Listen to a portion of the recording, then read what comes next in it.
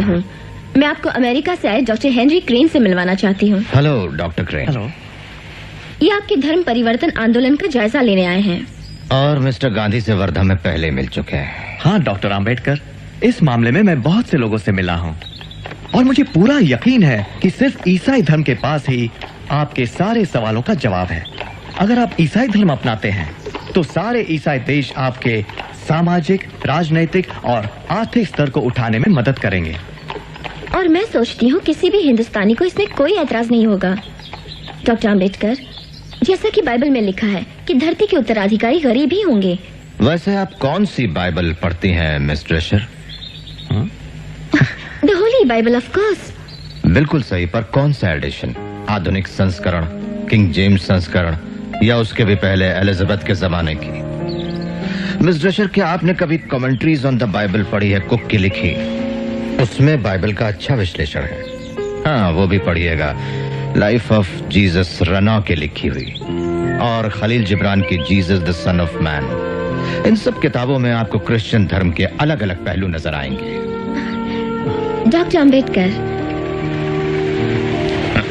हम आपको पूना के मेथोडिस्ट चर्च के मिशन में और वार्षिक समारोह में शामिल होने का हार्दिक आमंत्रण देते हैं। कोशिश करूंगा। बाबा साहब, मुस्लिम भारत आपका और आपके अछूत साथियों का इस्तकबाल करता है और हम वादा करते हैं कि अछूतों को पूरी बराबरी मिलेगी। सियासी, मुआशरती, इक्तिसादी और मजहबी हक भी मिलेंगे। जैसा आप जानते हैं बाबा साहब, हमारा धर्म एक ही भगवान में विश्वास करता है, एक कंकार, और सारे अनुयायियों को एक ही नजर से देखता है। पिछड़ी जाति के धर्म परिवर्तन के मामले में ये आपकी सारी जरूरतों को पूरा करेगा। महाबोधि सोसाइटी से ये टेलीग्राम आया है। डॉक्टर आम्बेडकर, आप और आपके साथियों का बुद्ध धर्म स्वीकारने के लिए हार्दिक स्वागत, जो कि आशिया के बड़े भाग में फैला है। धर्म परिवर्तन करने वालों को हम समान अधिकार देंगे। हम लोगों में किसी भी प्रकार का जाति भेद नहीं है। हमारे कार्यकर्ता आपसे मिलेंगे। हमें सूचना भिजवाइए। लगता है कांग्रेस और सरदार आपको इस चुनाव में बर्बाद करने पर तुले हैं। आपने सरदार पटेल का वक्तव्य नहीं पढ़ा? हाँ, हम धर्म बदलेंगे तो सांप्रदायिक समझौते में कोई आरक्षण नहीं मिलेगा। देखिए डॉक्टर, मैं यहाँ आपके एक मित्र के नाते नहीं आया। मैं आपके सामने हूँ एक अधिकृत प्रतिनिधि हिंदू महासभा का। हम जानते हैं आपका दृष्टिकोण और आपकी देशभक्ति। हम जानते हैं आप कभी भी मुस्लिम या क्रिश्चियन धर्म नहीं अपनाएंगे। नहीं, पर आप ये किस आधार पे कह रहे हैं? मेरी देशभक्ति को आपके प्रमाण पत्र की जरूरत नहीं, और मैं इस देश के इतिहास और संस्कृति को आपसे बेहतर जानता हूं।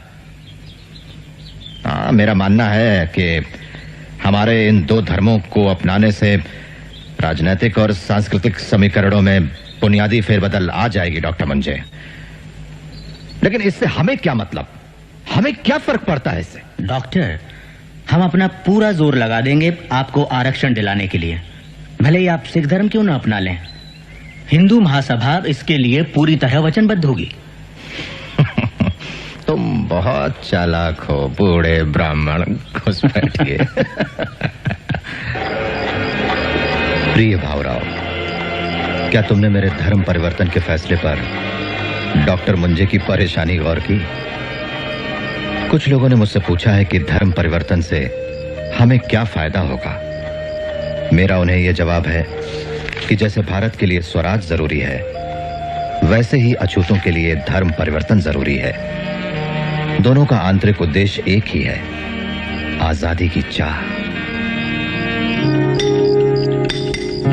प्रिय भावराव, हर तरफ से हिंदू कोड बिल का तीव्र विरोध हो रहा है।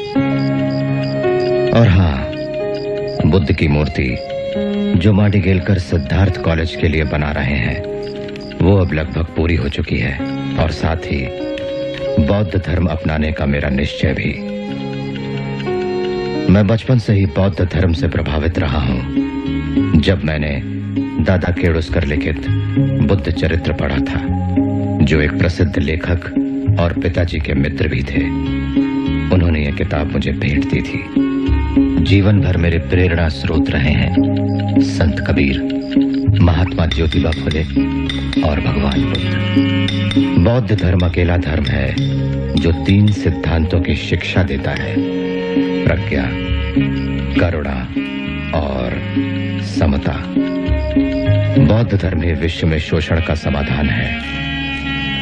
लोग आज किसी तरह बौद्ध धर्म को साम्यवाद के साथ जोड़ने की कोशिश करते हैं, मगर साम्यवाद का आधार जबरदस्ती है और बौद्ध धर्म का अहिंसा।